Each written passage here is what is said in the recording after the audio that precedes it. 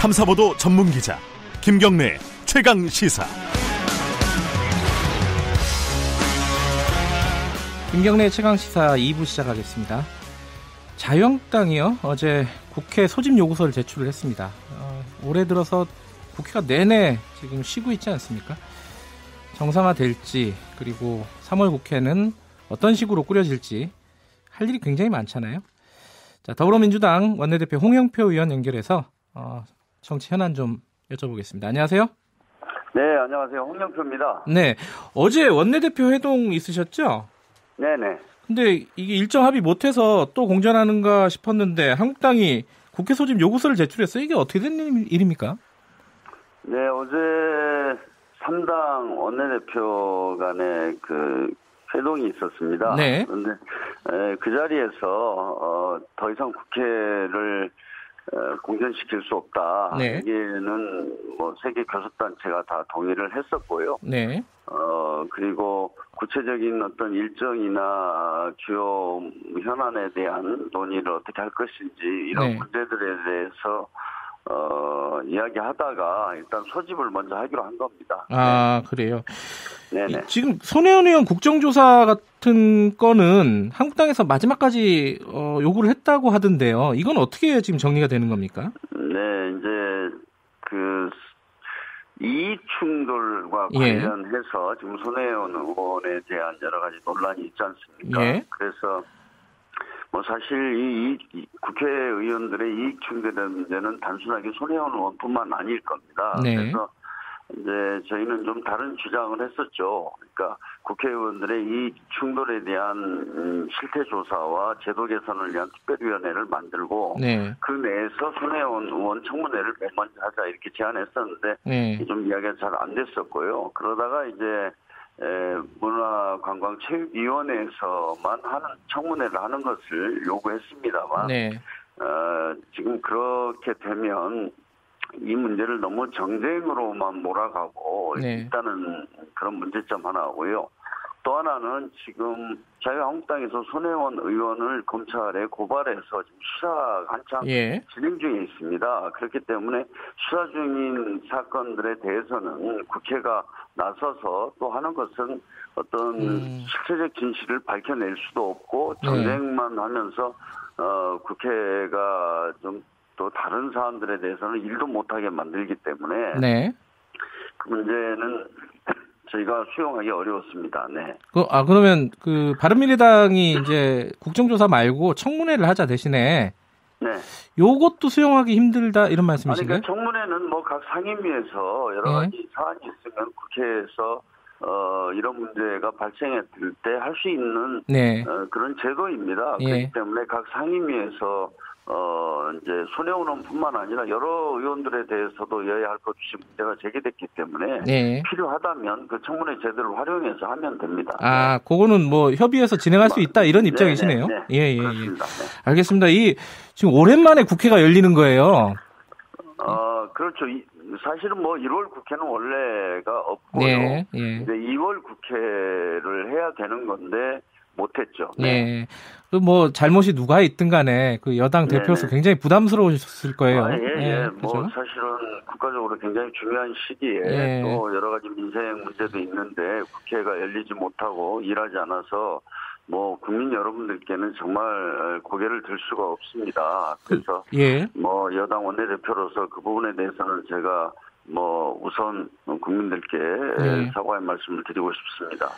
소구하다는 말씀을 드리고 싶고요. 아무튼 저희가 3월 국회지만 더 뭐 열심히 일을 해서 2월 달에 못했던 여러 가지 입법이라든가 민생 현안들을 잘 처리하도록 하겠습니다. 근데 그 민생 현안 말씀하셨으니까요. 예를 들어 뭐 그 병원에서 폭력을 방지하는 뭐 임세원법이라든가 체육계 성폭력 근절을 위한 법 이런 것들 관심이 가는 법들이 많아요. 국민들이. 이것들 처리는 어떻게 좀 원활하게 될 것 같습니까? 뭐 사실 저는 지금 국회 상황이 그런 어떤 민생이라든지 뭐 경제 현안 또 국가 미래 뭐 남북 문제 이런 것들을 중심으로 생산적으로 좀 전개되지 못하고 계속해서 어떤 정쟁을 중심으로 국회가 운영되고 있어서 굉장히 안타깝습니다. 네. 이번에는 좀 그런 일이 없어야 되고, 말씀하신 어떤 임세원법이라든지, 지금 또 하나는, 초등학교 1, 2학년 방과 후 영어학습에 대해서 이걸 국회가 안 열려서 그걸 처리하지 못했습니다. 그러다 보니까 이미 신학기가 시작이 돼버렸는데요. 정말 이런 일들은 없어야 될 것 같습니다. 네. 그 패스트트랙 얘기 좀 잠깐 할게요. 그 한유총 어제 이제 개학 연기는 처리를 했는데 한유총 유치원 3법이 패스트트랙으로 지정이 됐잖아요. 네네. 근데 이게 너무 느리다. 이게 슬로우 트랙 아니냐. 그래갖고 좀 방법을 좀 강구해야 되는 거 아니냐. 이런 여론도 있어요. 어제 일도 있고 그렇고요. 이거 어떤 좀 방법이 있습니까? 패스트 트랙은 사실 우리말로 이렇게 바꿔놓으면 신속처리 법안 아닙니까? 그런데 이게 신속처리 법안이 아니라 실제로는 긴급한 게 처리해야 할 법안이 있어도 여야 간에 합의하지 못하면 330일 이후에나 처리하도록 돼 있지 않습니까? 이거는 아마 국회 선진화법을 개선해서 저 20대 국회에 못한다면 21대 국회에서라도 적용할 수 있도록 반드시 국회 선진화법이 바뀌어야 된다고 생각을 합니다. 그리고 국회 선진화법이 순기능도 많이 있지만 실제로 하다 보니까 이런 문제들이 발생했기 때문에 이거는 반드시 좀 해야 된다는 여야의 상당한 공감대가 있다 이런 말씀을 드립니다. 근데 이거 자유한국당 쪽에서는요. 유치원 3법 패스트트랙도 마찬가지고 정부 입장도 너무 한유총을 압박하는 거 아니냐. 일방적으로 대화도 제대로 하지 않고 이런 입장이던데 여기에 대해서는 어떻게 생각하시나요? 저는 좀 이렇게 말씀드리고 싶습니다. 이게 한유총에 저는 속해 있는 전체 유치원들이 문제가 된다고 생각하지 않습니다. 어제도 아마 한유총 산하 유치원 쪽에서 그 개학 연기에 참여한 유치원이 이렇게 많지는 않았거든요. 굉장히 적습니다. 그런데 저는 거기에 아주 잘못된 생각을 갖는, 그러니까 유치원이 어떤 교육이 아니고 교육하는 그런 시설이나 기관이 아니고 돈벌이하는 데다 이렇게 생각하는 아주 정말 극히 일부의 그런 한유총 지도부가 저는 문제라고 생각합니다. 정말 나머지 대다수의 그 한유총의 회원사들도 그 원장님들이나 설립자들이 정말 그 유아교육, 어린이 교육에 대해서 정말 철학과 사명감을 가지고 저는 하고 있다고 생각을 하거든요. 그런데 아주 그 기업형의 그런 일부 그 유치원의 설립자나 한유총 지도부가 사실은 완전히 가짜 뉴스를 만들어서 예를 들면 정부가 사유재산을 몰수하려고 한다. 이런 황당무계한 주장들을 전파하면서 사태를 이렇게까지 끌어왔다고 생각을 하거든요. 그래서 저는 이 두 부분은 완전히 좀 분리해서 저희들이 봐야 된다고 보고요. 또 한유총 말고 한사련이라든지 다른 단체들이요. 다른 단체들하고는 지금 교육부가 많은 논의를 해서 그분들이 이야기하고 있는 어떤 그 시설에 대한 적립금 문제라든지 차량 적립금 문제라든지 이런 것들도 다 지금 충분히 이야기하고 있고요. 또 에듀파인도 이게 정부가 무슨 그 유치원 운영에 개입하려는 게 아니라 정부가 우리 세금으로 지원하고 이런 것에 대해서는 투명하게 해야 되고 특히 또 학부모들이 내는 수업료 같은 경우에도 정말 아이들 교육 목적에 맞게 제대로 쓰도록 하는 그런 장치를 만든 것 아닙니까? 그래서 대다수는 지금 에듀파인을 받아들이겠다 이렇게 하고 있습니다. 그런데 아마 좀 불투명하게 그리고 또 이렇게 이걸 사적인 것으로 유치원을 생각하는 이런 일부, 극히 일부의 사람들이 저는 문제라고 생각합니다. 여쭤볼 게 많으니까 다음 주제로 넘어갈게요. 선거제 관련해서요. 지금 3월 15일이 선거구 획정 법정 시한이잖아요. 그때까지 자유한국당 포함해서 합의가 될 것 같습니까? 어떻습니까? 전망이? 지금 선거구 획정 법정 시한인데, 이번에도 지금 이제 코앞에 다가왔지 않습니까? 이제 내일 모레면은 3월 15일인데요. 이거는 거의 이제 불가능하다고 저는 불가능하다. 봅니다. 그리고 참 부끄럽지만 과거에도 단 한 번도 이렇게 법정 시한을 지켜서 네. 선거 획정을 한 적은 없습니다. 네. 아주 가까운 20대 선거를 앞두고 네. 또 한 두세 달 전에, 그러니까 2월 달에 이렇게 된 경우가 있었거든요. 그게 이제 언제입니까? 16년입니까? 예. 16년 2월에 해서 4월에 선거를 했던 이런 게 있는데요. 아무튼 최대한 이 법정 시한은 지켜야 되는데 현실적으로 좀 어렵게 됐습니다. 네. 패스트 트랙으로 지정을 한다. 그 선거법 관련이요. 네. 이게 진행이 되고 있습니까? 어떻게 여야 사당이 공조를 한다는 얘기는 있었는데. 우선은 이제 패스트 트랙에 대해서는 사실 저희 여당으로서도 참 곤혹스러운 것이 이 선거법이라는 것은 선거에 참여하는 모든 사람들이 함께 동의할 수 있는 선거의 룰을 만들어야 되는 거 아닙니까? 네.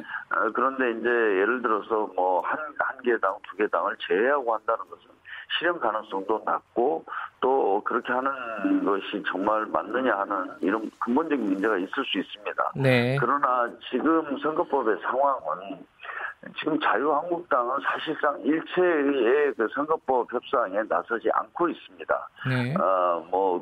지금 아시겠지만 작년 정기국회 때부터 논의를 했는데 아직까지 어떤 선거법에 대해서 분명한 입장을 내놓지 않는 거의 유일한 당이 자유한국당입니다. 이러다 보니까 지금 시간은 자꾸 가고 그러면 사실상 이번에 선거법 개정이 거의 물 건너가게 되거든요. 그래서 21대 국회의원 선거도 현행법으로밖에 할 수 없는 상황이 오기 때문에 적어도 이 협상의 국면을 더 끌어가려면 선거법과 개혁 입법들을 묶어서 이 패스트트랙에 올려놔야 그래야 협상이라도 좀 되고 선거법 개정의 가능성이 있지 않느냐 이런 좀 궁여지처액으로 나온 것이 패스트트랙입니다.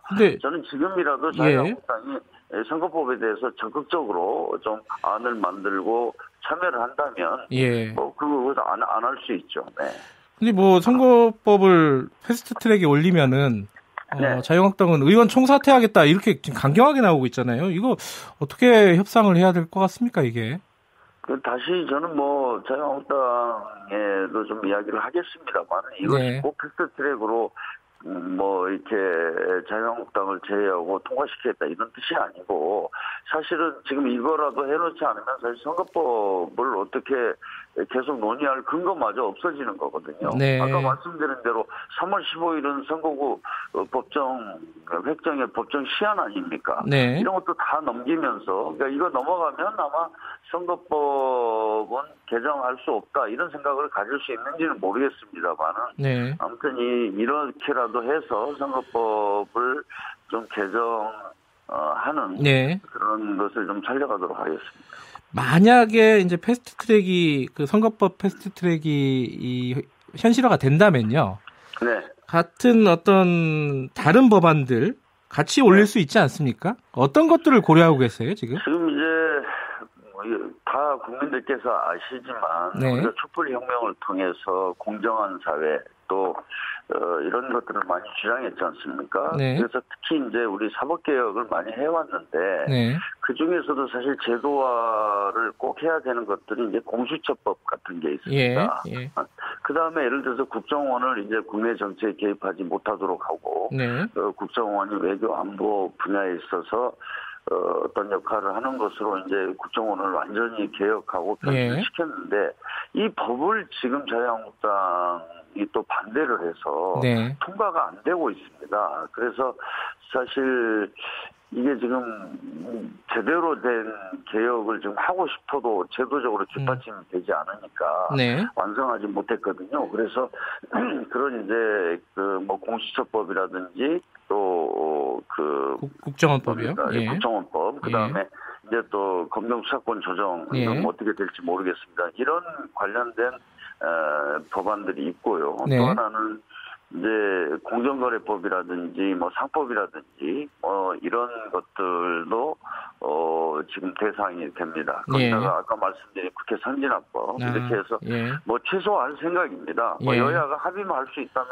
굳이 이렇게 올릴 필요는 없지 않습니까? 그런데 의원 한 명이 반대해서 안 되거나 또 한 개 당이 반대해서 다수의 의견이 이렇게 관철될 수 없는 이런 상황을 저희가 좀 감안해서 이렇게 불가피하게 패스트트랙에 올리는 것이거든요. 예. 네. 차선이지만 만약에 패스트트랙이 된다면은 공수처법, 국정원법, 공정거래법 등등 국회 선진화법도 같이 올릴 수 있는 걸 고려하고 있다 이런 말씀이시고요. 마지막에 하나만 더 여쭤보면요. 지금 탄력근로제 같은 거 그리고 최저임금 개편 이런 부분들 지금 국회에서 논의 중이지 않습니까? 근데 민주노총이 내일 파업을 예고하고 있어요. 네. 이 노정 갈등 우려가 되는 상황인데 이거 어떻게 대처를 하시겠습니까? 아무튼 우리 사회적 대화기구인 경제사회노사정위원회에서 탄력근로제는 민주노총만 참여하지 않고 나머지 한국노총을 비롯한 경제단체, 우리 경제사회 주체들이 다 참여해서 합의를 했습니다. 그렇기 때문에 우리 국회로서는 최대한 그 의견을 존중해서 처리하려고 합니다.